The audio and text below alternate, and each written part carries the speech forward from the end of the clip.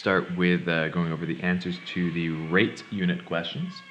And if the grade 6s in the sports pad are too loud, I'm just going to stop recording. All right, so we'll see how we do here. All right, so first we're given a graph of height in feet versus time in minutes. And it's a pretty linear, straightforward graph. And the first thing we're asked to do is to determine the rate, which means to compare how much height is gained in how much time. So to do this, I can choose any 2 points that I want. So I'm going to choose 2 at random. So I'll choose, say, this one here and this one here. What I'm going to do is I'm going to find how much we rise on our graph and divide it by how much we run in the graph. Run, because rate is rise over run. Okay, and so to determine how much we're rising, it is not 5, but actually each of these boxes represents a value. Looks like 4 of the boxes represents the value of 200. So 2 of the boxes represents 100, which means 1 box is half of that, which is 50. So each of these boxes represents 50 up in the y direction. So that means I'm rising 50, 100, 150, 200, 250. 250 feet. Rises 250 feet. All right, and the run is, okay, so it goes 1, 2, 3, 4, 5, 6, 7, 8, 9, 10. 10 of these little boxes. And if I look down here, I see that each of these boxes, well, it looks like 5 of them are counted all the way up to 5 minutes. So that means each of these boxes represents 1 minute. So the run is 10 minutes. Okay, so the rise is 250 feet over 10 minutes. And I would divide those, so the way you divide numbers that both end in zeros, you can actually cross out the zeros. So that gives us 25 over 1, or 25 feet per minute. Okay. That is the rate shown in this graph. Now, the next questions we're asked to describe a realistic situation the graph could be depicting. Okay, so I might take this question and say, well, what could rise 25 feet in a minute? So that's quite slow, but it's not as slow as, say, the height of a tree or the height of a human growing. So it's faster than that, but it's slower than, say, the rise of a plane or the rise of a rocket. I might say maybe the slow rise of a helium balloon, maybe.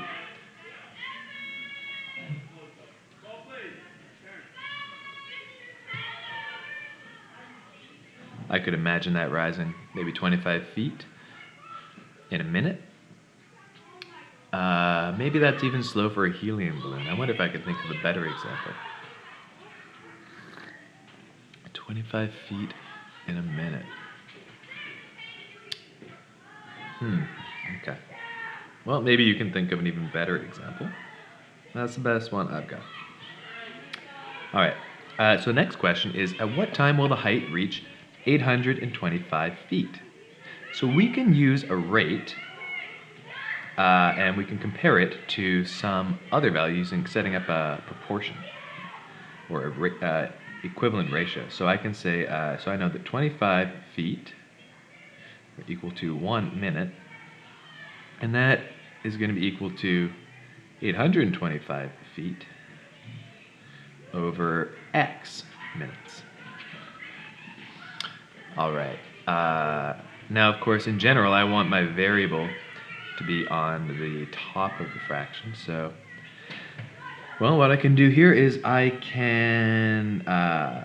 could do a couple of things. But I think what I'm going to do, just to be consistent with what we've been doing in, say, the trigonometry units to deal with the variables in the bottom, is actually I'm going to flip these fractions. I'm going to say 1 minute over 25 feet is equal to X minutes over 825 feet. All right. So how am I going to isolate this variable x? I'm going to do the opposite of dividing by 825. So I'm going to multiply by 825 feet on both sides of the equation. And that crosses these guys out. And so we end up with x is equal to whatever 825 times 1 divided by 25 is. 800, oops. And I don't need to multiply by 1 because that doesn't change it, but I do need to divide it by 25. That tells me that after 33 minutes, the balloon, I guess, will be at 825 feet. Okay. So next, we have this situation where, well, now we're getting into maybe more text-heavy questions, so I might use a highlighter here. So we've got Miranda takes 35 minutes to type 800 words, and it takes Matt 23 minutes to type 550 words. The first thing we're asked is to express Miranda and Matt's rates of typing. Okay, so we can start with Miranda.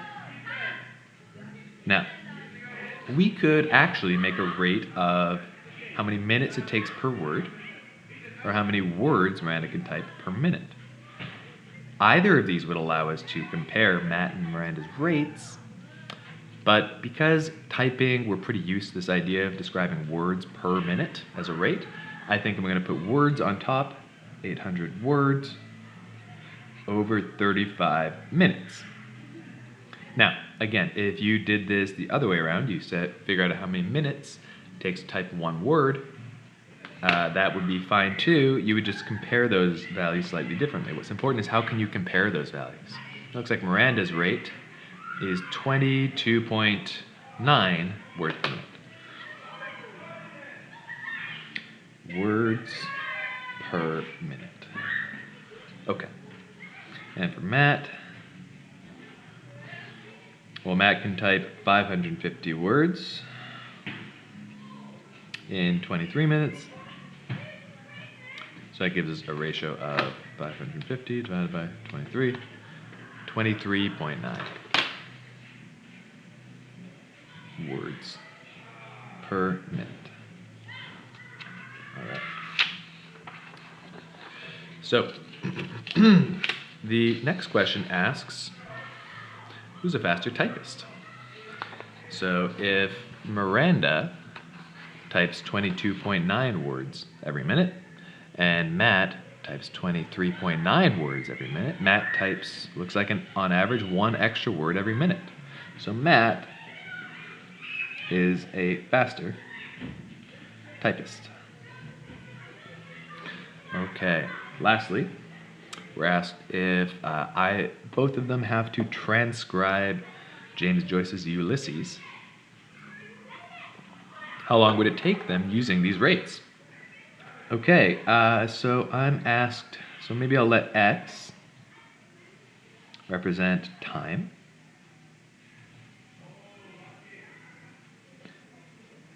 And so I'm going to be looking for time. And so I can, again, set up these ratios. Now, in the last question, the helium balloon question, I used the simplified rate.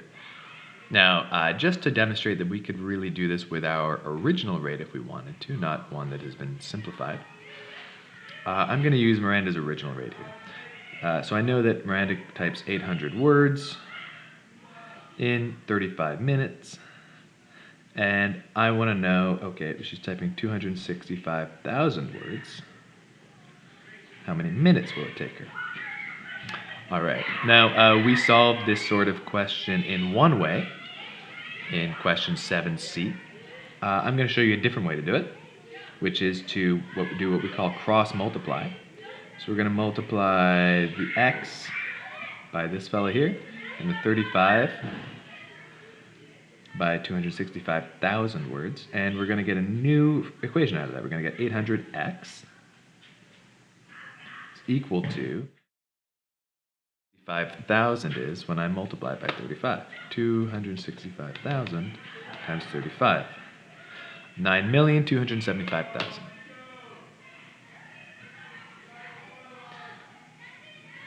9,275,000. Okay. So to find x, I would divide by 800, do the opposite of multiplying by 800. That's dividing. 800. Those zeros, two zeros in the end, they cancel out. So I get 92,750 divided by 8.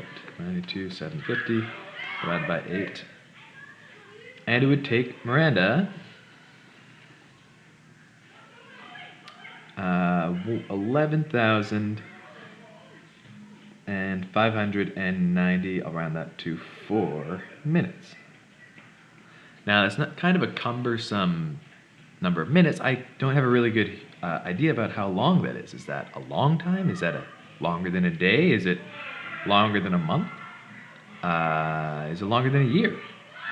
So maybe I'm going to contextualize this a bit. Maybe I'll try and figure out how many hours that is. I'm going to divide that by 60 to convert it into hours. Now, we weren't asked to do this, but I think it's just healthy to express things in a value that we understand. So it's 193 hours and 0.2 of an hour. That's okay. Let's just try and contextualize this as simply as possible. Okay, well, how many days is that? So I can divide it by 24. That's about 8 days. It'll take Miranda 8 days to type Ulysses, or 8.05. Maybe I'll keep that extra decimal because I know Matt and Miranda's rates were quite close. All right, so that's Miranda. I should label that. All right, and for Matt, I think I'll solve it the same way we did in 7C. So rather than cross multiply, which to me always seems like magic math, instead I'm going to rewrite this fraction with the variable on the top this time. So I'm going to start with Matt's time on top, so 23 minutes over 550 words. And that's going to be equal to x minutes over 265,000 words.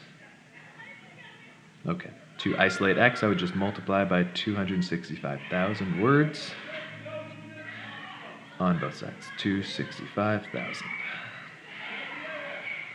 Okay, so I'd say 265,000 times 23 divided by 550. So I get x is 11,082 minutes.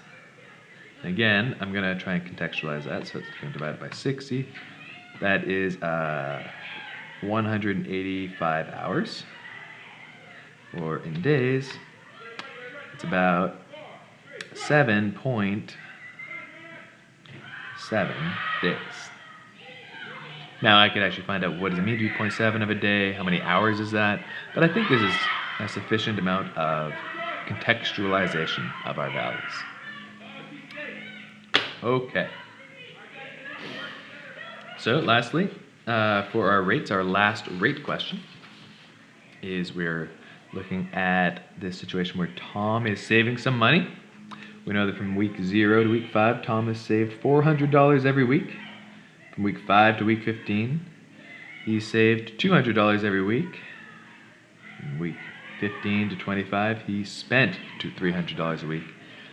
And lastly, in these last 5 weeks, he saved $100 a week. Okay, and we're going to use the grid, which printed on the other page, unfortunately, so we're going to have to do a bit of flipping back and forth. In my example, I hope that yours doesn't have that kind of annoying printing mistake. Okay, so let's start with weeks 0 to 5. That's 5 weeks, and in 5 weeks, and Tom saved $400 every week. So okay, if we say, let's imagine that as a ratio, 400 for 1 week, and I want to know how much did he save over 5 weeks. Okay. To isolate x, I would multiply by 5 on both sides of the equation. And we end up with Tom saving $2,000 in the first 5 weeks. Okay. Maybe I'll keep going with that. So if he's saving $200 for every 1 week, and this is happening for 10 weeks, I would multiply by 10, multiply it by 10, cancel that guy out, and I would find that, oh, Tom also saved $2,000 here, but that's over a 10-week period. Lastly, we have another 10 weeks, and here Tom is spending $300 a week. And we'll just find out how much he spends here. That's 10 weeks. So we multiply by 10, multiply by 10. That tells us that Tom spends $3,000. I'm going to make a note that that's spent.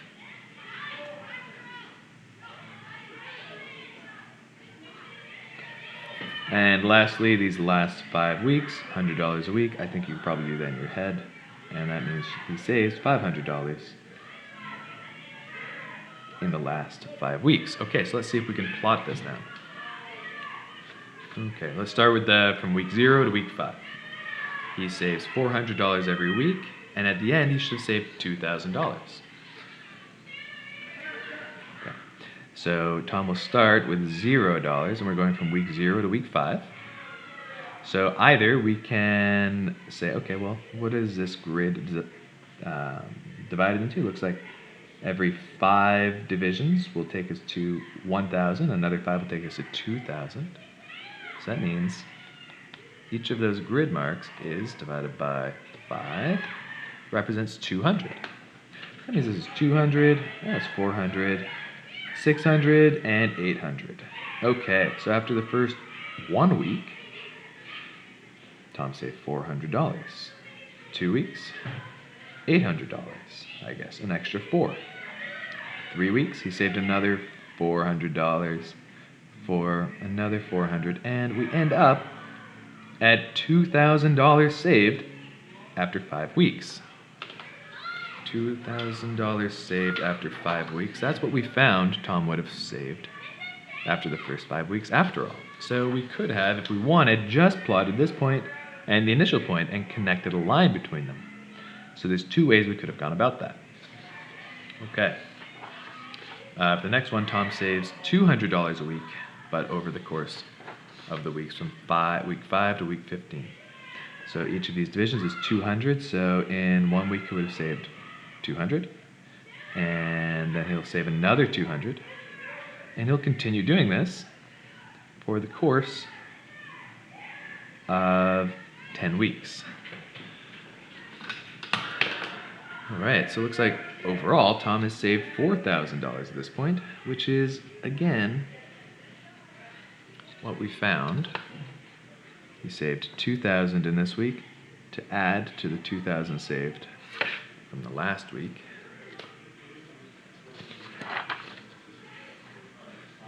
And that gives us $4,000 in total, $2,000 and $2,000. Okay, now Tom is spending money. He's spending $300 every week for the next 10 weeks, from week 15 to week 25. So we're looking from week 15 now to week 25. And I could, if I want, every week show that Tom drops 300, which is maybe 200 plus half. I could say there's a dot there. And I could drop another 1 and another half to get a dot here, and so on. That would be fine.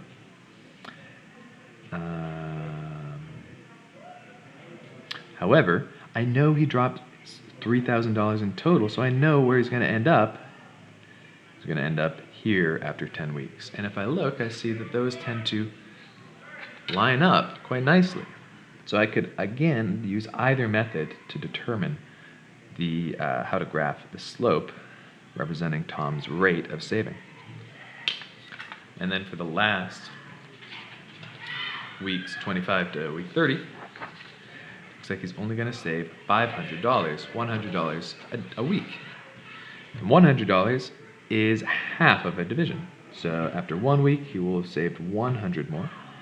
And And after another week, he'll save 100. There we go. 100. And there we have it. And that represents Tom's rate of saving.